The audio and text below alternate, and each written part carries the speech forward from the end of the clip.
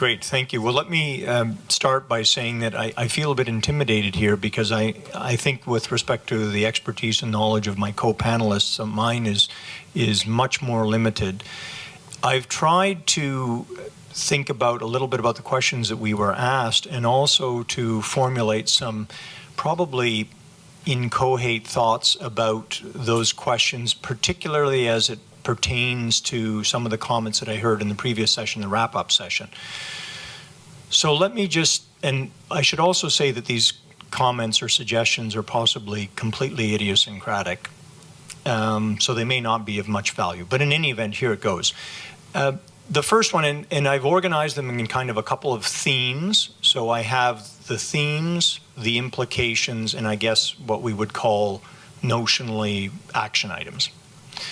So theme number one, which as a scientist, I am, for my sins, a practicing scientist, and I believe that science, the wellspring of science is creativity and imagination, as it is in most human enterprises. So that's something that everybody, I believe, in society can relate to, it, irrespective of their particular interest or irrespective of their vocation or their avocation. Creativity and imagination, to my mind, is a universal. So if we want to embed the real wellspring of science in society, I believe that what we need to do first and foremost is to foster the baseline for creativity and imagination, which is curiosity. So the implication of that is that if we're thinking about ways and means to move forward, what we need to do is focus on sustaining and empowering institutions that first and foremost foster creativity and imagination, and this is scientific or otherwise. And I would argue that for such institutions that fostering creativity and imagination is the prime directive. Now, having said that, let me also say that there are institutions around, I am part of one, academe, which I am not, after having been spent 26 years here, convinced that fostering creativity and imagination is indeed its prime directive. The second implication is that creativity and imagination depend, I believe, on the open communication of ideas and results, and this speaks to a theme that we have been addressing through this session. And that means two things in my mind: open access and open communication of scientific information. So this gets back to the point I think that Jeff Kinder made a little earlier about open science.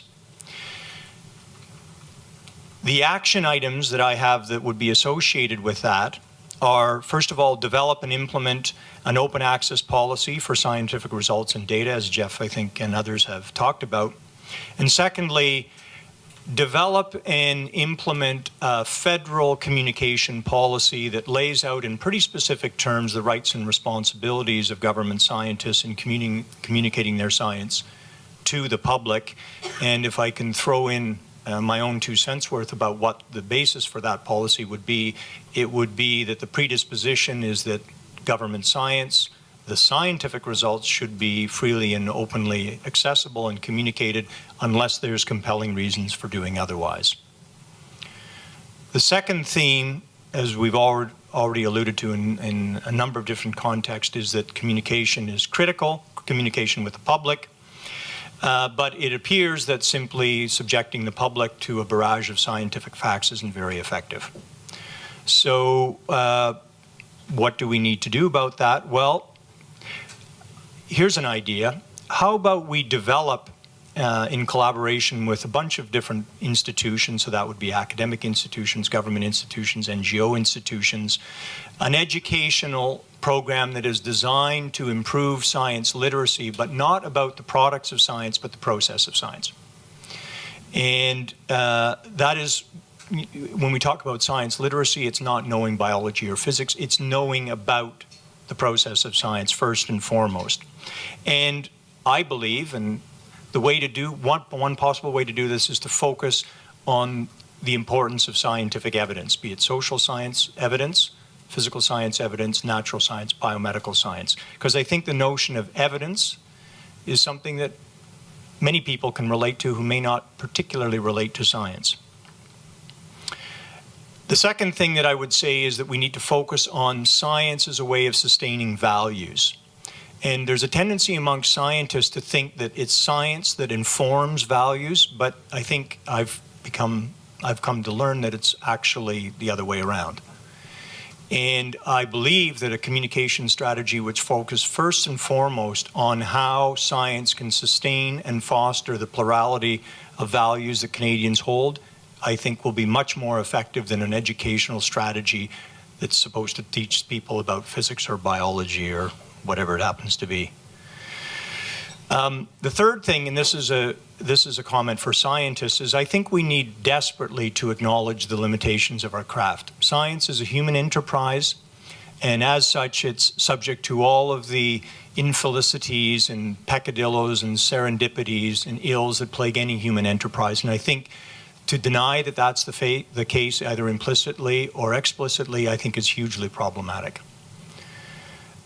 I think we need to acknowledge uncertainty, but in a particular way. You know, as a scientist, I get really exercised about this. They talk about uncertain science, and I say, there is no other type.